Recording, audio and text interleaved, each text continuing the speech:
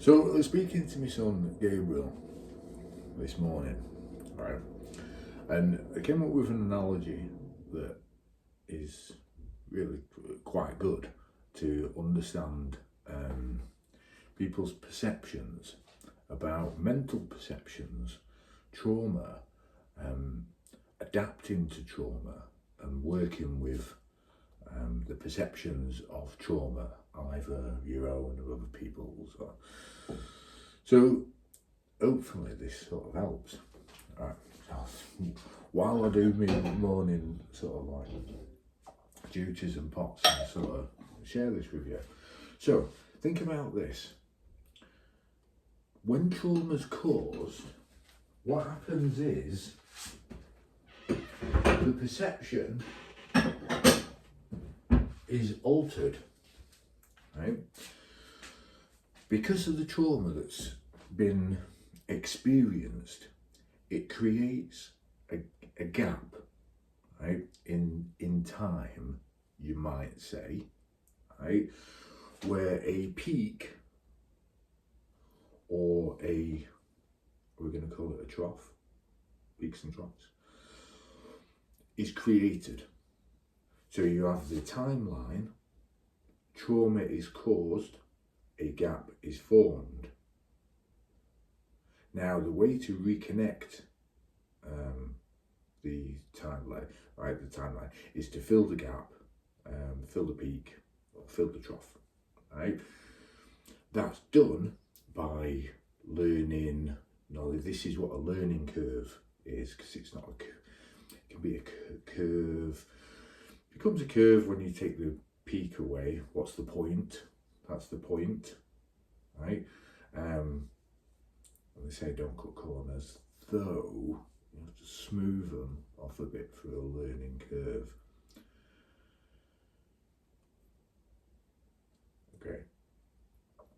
So what we do is, in these peaks and troughs, right, and there's an up and down because there's depending on the particular type of trauma that's caused, whether it's mental or emotional.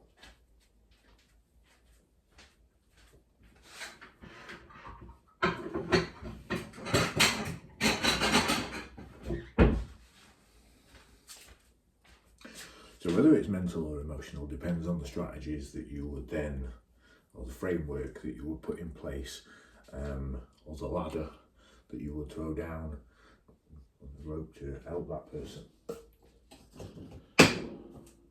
or people. And while there is similarities in some of the effects that certain types of trauma are shared, the way that it affects your individual life is individual to you. So while we might have frameworks of support, the answer is your answer.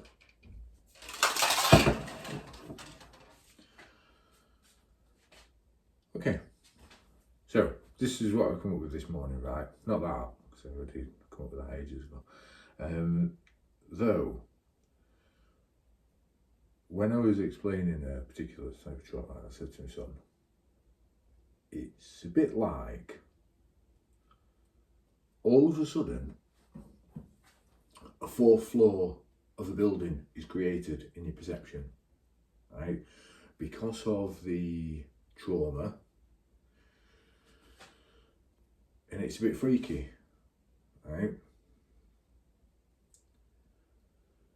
And I said to him, can you imagine, well, you know, if you saw a fourth floor of a building and there were no third floor, second floor, first floor, ground floor, foundations, you know, they're just a fourth floor. Because of the trauma and how you've been pushed or pulled about, or how things have changed, you're perceiving a slightly different way, or something slightly different than you were before. Okay. So one for yourself individually, that's quite freaky. If you didn't, before, you would just sort of, you would either run around, right, or you'd just be mesmerised by it. There's people walking around on this fourth floor and things happening and disappearing. And if you were in the street and you said to somebody, can you see that floating in the air? And they'd be like, are you crazy? Are you, So, that's an example of a potential visual representation of an effect of trauma. Individually, and this is good to know because you have to do this yourself, but also for somebody in a supporting role, it's a good example to help other people. And if you use this, you will help people who suffer trauma. Okay, so this is what you have to do, and this is what I've done, which is why I understand it to such great depths into where my trauma lays. Though also, I have climbed big mountains. Right. Alright. Don't get too clever.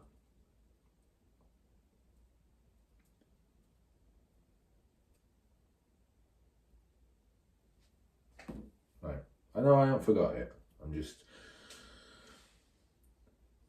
It's the mental wanting to be clever, and it's the emotional wanting to help people in the right way. And you have to understand the different layers of yourself. Right? Now, me, didn't intend to go personal on this, but I will just add a little bit because it adds a little bit of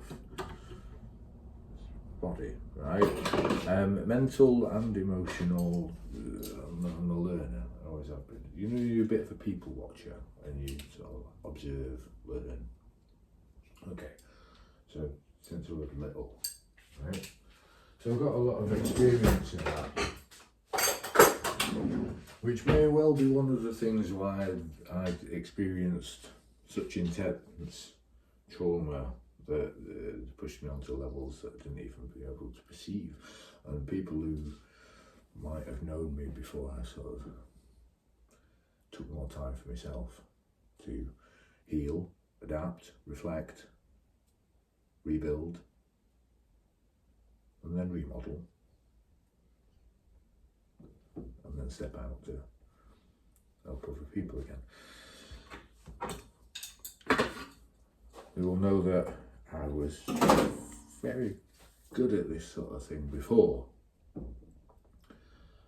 so now it's like I've got superpowers, right? So, for people on the fourth floor analogy, what you need to do is you need to help people create a third floor. If it's yourself and you're perceiving something, and I don't just mean visually, right? Before people think you're just seeing things. Yeah, I'm seeing things all the time, right? Some of them don't make sense until you understand them. But in a trauma helping way, if somebody's at a certain point and they've been pushed by the trauma to a certain point, a lot, in this peak, in this trough, they might be at a particular point. What they need to do is, depending on how well and the quality of the support and how well they can engage in that support, means how deep it is, because this is what happens. You're heading, right? And depending on when the engagement depends on how quick, right, it comes back to the particular timeline, the gap, and the time gap. This is how, the longer it takes to get support, right? And therefore the support of the quality could mean it's, this is all about angles. This is, again, another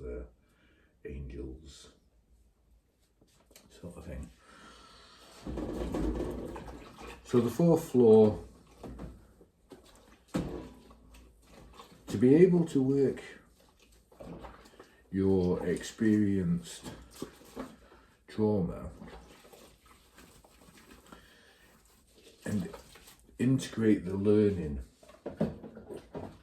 from that to be able to build a sustainable life, you have to build a third floor, second, first, ground, build the foundations to be able to understand how that trauma works, right? And how it's affected you and your relationship with that, so that you can then step away, look at the building, and when you're ready, you can walk in on the ground floor.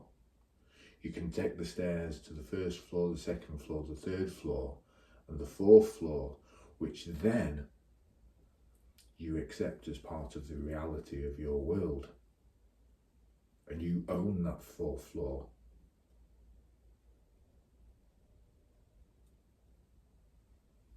And then it's not as scary because you understand it. You've built the support within your own world. You've accepted it and you've owned it. And then what you do is you take the stairs back down and you leave the building and you go and get on with your life, wherever it might be. Okay, so there's a lot in there, right?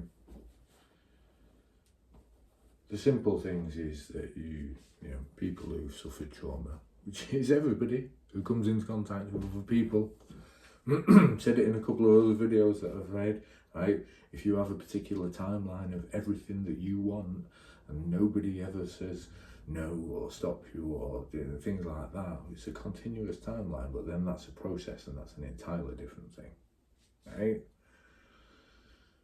Trauma is intervention, is interruptions in the flow, right, of your life. Trauma in time, trauma in intelligence, experience, emotion. Understand, reconnect, carry on.